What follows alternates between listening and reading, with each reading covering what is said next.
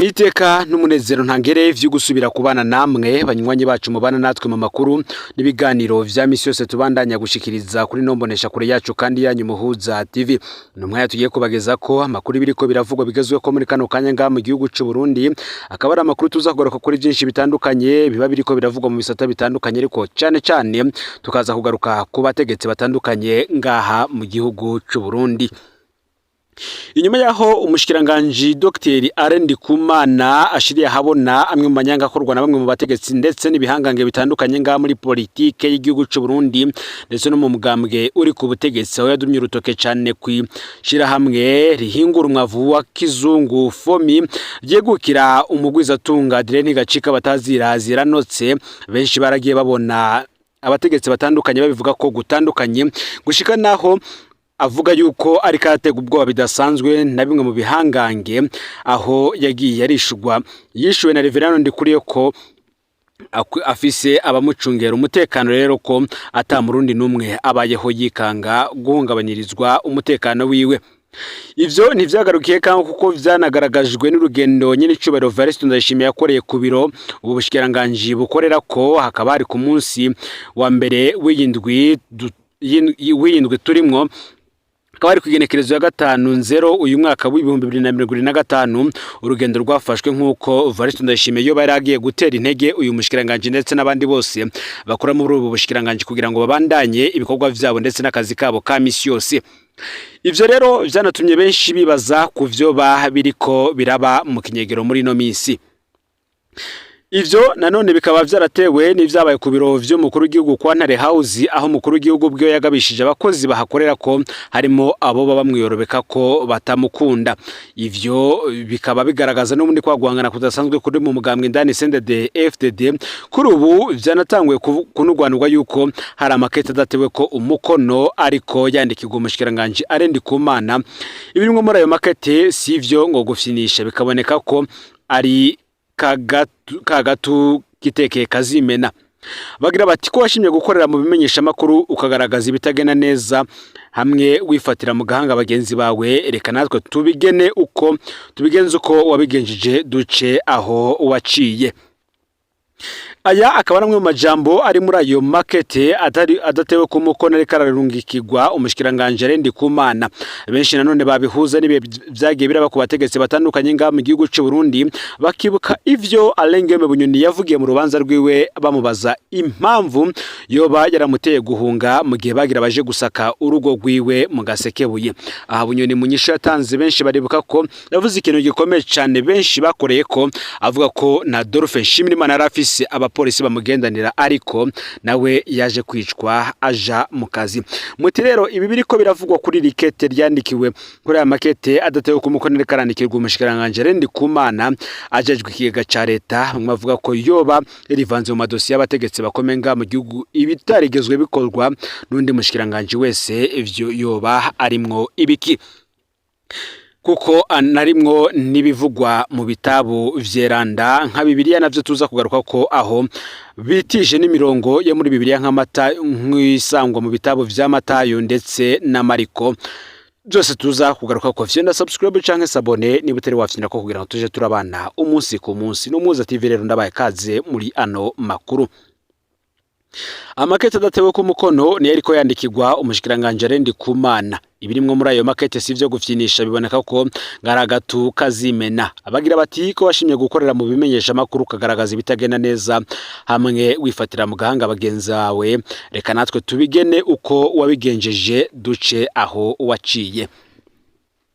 Batanguye bagira bati igihe wagenwa kuba umushikiranganje abantu bari bakwizeye ko nk'umwe mu rwaruka ko uzozana impinduka nk'uko umukuru w'igihugu adahengeshanya kubivuga ko urwaruka rushoboye muga ntawarazi ko uzoba umuhemu gushikaho n'ibitovugiwe hero weho ubivuga.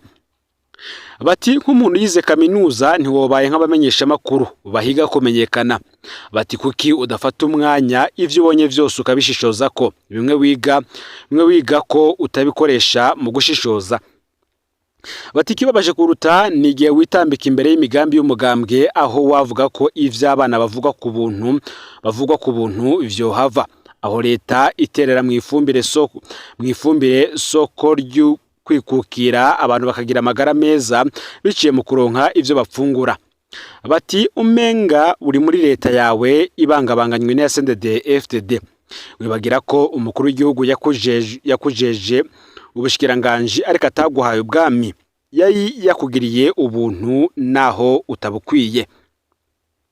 Batimenya ko uriko utema igiti wicayeko, bateka arangamutima ko mugambwe n'ukubika ibanga. Izo nararibonye abanywanyi bize baraminuza ari benshi mu gihugu no hanze y'igihugu. Uwo baharura bari mu majana canke ibihumbi. Watowe rero muri benshi babishoboye. Bagerageza kumubaza bati mbega uwitwa Olivier Suguru yivye igihugu akakinoganza ko ataho umuvuga, kuki uza kugwarira kuri fomi atacigize ataruguteza igihugu imbere. Bati impanuro yihuta, fata ikaramu wandikira umukuru w'umugambwe, nimba ushaka gufasha mu ndongozi usabe wigishwa karangamutima k'umugambwe. Ati ahandi kibanza cawe saho ni kwa mazina wawe.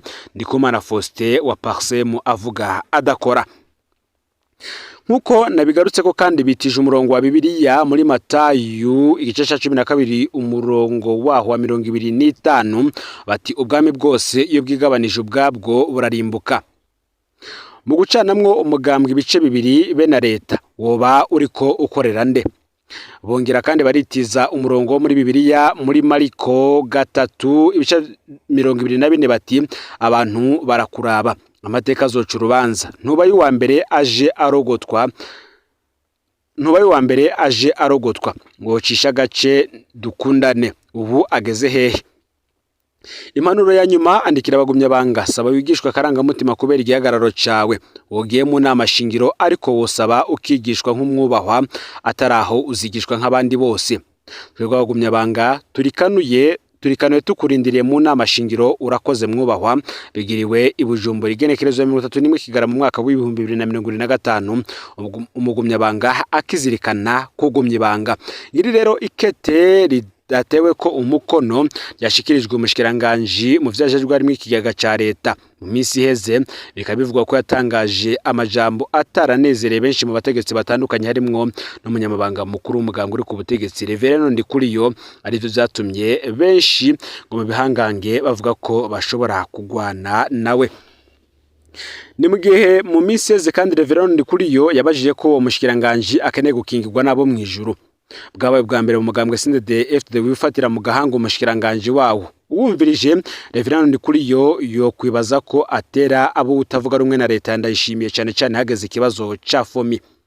Mu kiganiro yatanze kubamenyesha makuru, umunyamabanga mukuru wa CNDD-FDD yavuze ko atari bwigere yumva umushikiranganje ajejwe ikigaga ca leta ariko atega ubwoba kubera amabanga ajejwe. Yavuze ko adasoma imbuga ngurukana bumenyi ayo makuru acako. Ndikuriyo kandi yagiriye ko akoresha imvugo isa no gukekeza Ndikumana. Ati nimba umushikiranganje afise abapolisi bamucunga yoba adafise umutekano. Yoba adafise umutekano, ese umurundi asanzwe wewe yoba amerewe gute? Uwo mushikiranganje ashaka inzego zimucunga ziva mu ijuru. Ku kibazo ca fomi naho nyene ari naco gishobora kuba carateye kutumvikana hagati ya Reverend Ndikuriyo ndetse na Ndikumana. Ndikuriyo yavuze ko fomi atari bazwi ikena ry'ifumbire mu gihugu. Yavuze ko ico kibazwa ubushikiranganje bubijejwe. Hano Ndikuriyo agasa n'uvuga nka fomi yoshiramwe ryagirije umushikiranganje Ndikumana ko Dr. Ndikumana ko ivyo avuga ivyo atazi ko yaje kubaza ubushikiranganje bubijejwe. Ndikuriyo kandi agasa n'uwerekana ko leta Ndayishimiye ariyo iri mu ikosa kubona ibintu bitameze neza. Iyi mvugo ya Reverend Ndikuriyo ntinyegeza ishavu afise kukungere kino kibazo ca fomi kiriko kiravugwa.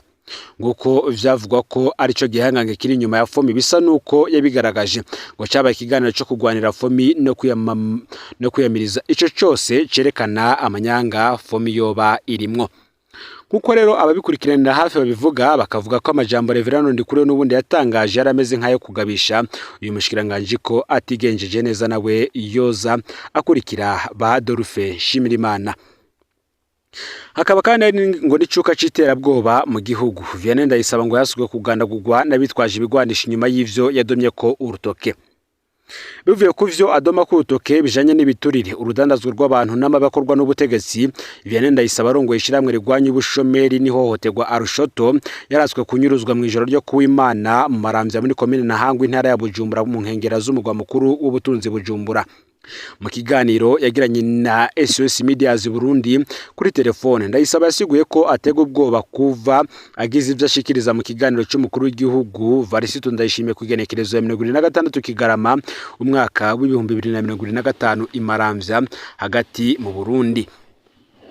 Kubwiwe ngiryo terabwoba rifitanye isano n'ivyo yashize ahabona irungikwa ry'abakenyezi n'abigeme mu bihugu vy'Abarabu bikozwe n'ibihangange mu nzego za leta, amabi n'intwaro mbi vyagirizwa bamwe mu ndongozi n'abakozi b'umugambwe uri ku butegetsi CNDD-FDD biba amatungo bakanakora urudandazwa rw'abantu. Uti ndonko ubutumwa bwinshi bwo kuntera ubwoba buvuga ko noreka kuvuga ibitagenda neza mu gihugu. Ndabarahiye ko ntashobora kureka guharanira agateka kazina muntu, niko Ndayisaba yatangaje. Mu kiganiro n'abamenyesha makuru cyabaye ku munsi wa mbere w'iyindwi yatomaye ko ikamyonete yo mu bwoko bwa pickup yari itagira imparati irimo abagabo batanu bafise pistole yabonywe hafi y'urugo rwiwe. Umwe muri abo bagabo yari afise radio yo guhanahana amakuru iyo baramubajije nimba ari we Vianney. Hareze kandi amezi atari make Arushoto yiyamiriza amabakorwa bigatuma imenyekana mu gihugu ari gake hemegwa abanegura ibitagenda neza. Kuva mu ruhagarara rw'umwaka w'ibihumbi 2015 rwatangujwe n'ikiringo cyamirijwe cy'umwisi Pierre Nkurunziza, amenshi mu mashiramwe yigenga yarafuswe abandi barahunga. Abenshi muri bo baraciriwe imanza kandi bataburanye gushika ku minyororo yo guherayo. Ivyo rero bikaba vyamirizwa n'amashiramwe mpuzamakungu aharanira agateka kazina muntu. Ndayisaba akavuga ko yamaze kwitura inzego zibijejwe kugira ngo umutekano we ucungegwe agatomora kazi ahaturuka iryo terabwoba. Asaba leta gufata ingingo zose zishoboka kugira ngo acungererwe gutyo bimworohere no guharanira agateka kazina muntu. Ivyo biriko biraba kandi birerekana intege nke z'abaharanira agateka kazina muntu mu Burundi na cane cane abiyamiriza amabi akogwa. Umutekano wa Vianney Ndayisaba ni ikimenyetso c'intambara yo guharanira agateka kazina muntu mu gihugu aho kurwanya igiturire n'amabi bitakigwa neza. Ngamakungu arabibona guharanira agateka kazina muntu kiracari ikibazo gikomeye mu gihugu. Nimwe kandi mu yandi makuru ariko aravugwa twababwira ko kuri uyu mugoroba nuko gihosha abana baba mwirerero ry'imfuvyi batagira imiti ikwiye. Ikigo c'imfuvyi Oasis cyo mu gihosha kiri hafi na Mosiyoni Gikungu mu buraruko bwa Bujumbura kemwe abana 18 kirafise ikibazo gikomeye kijanye no kuvura no gukingira abana. Ababanyi bakavuga ko abo bana babayeho mu buzima bubi hakaba habuze n'abakozi babinonosoye kugira ngo bakurikirane abo bana. Kubw'intahe nyinshi abo bana bavugwa mu buryo kama ntibahabwe imiti bigatuma amagara yabo abangamirwa. Abarongoye iryo rerero bakoresha ubuhinga kama mu kuvura indwara zimwe zimwe bigashobora gutuma indwara zimwe zimwe zibasinzikaza. Akarorero kamwe ni erectomy. Umwe mu bantu bariko bararengana ku munsi umwe mu bantu bariko bararengana ku munsi umwe yarabonye abana batatu bafise hagati y'amezi 2 na 10 bariko baravugwa muri ubwo buryo. Abakorera muri iryo rerero bishiye bati ni umugenzi usanzwe. Iryo rerero kandi nta bipimo ivyo ku bitaro bikoresha nko gupima imirwi y'amaraso y'abo bana bigashobora gutuma bashobora kwanduzanya indwara zimwe zimwe. Abakurikirana abo bana bafise ubumenyi buke. Abenshi muri bo ntibarengeje amashuri yisumbuye. Umwe canke babiri nibo muri bo bashobora kuba bariko barakurikirana ivyigwa vya kaminuza.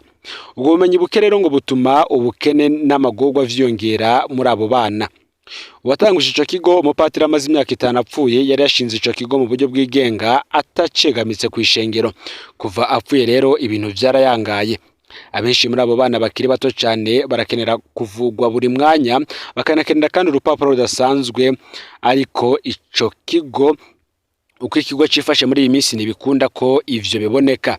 Igihushane ku bindi bigo nk'ico nta muganga cyangwa umuforoma yigera ahaca kugira ngo akurikirana amagara y'abo bana ku bw'isoko ryegereye ico kigo.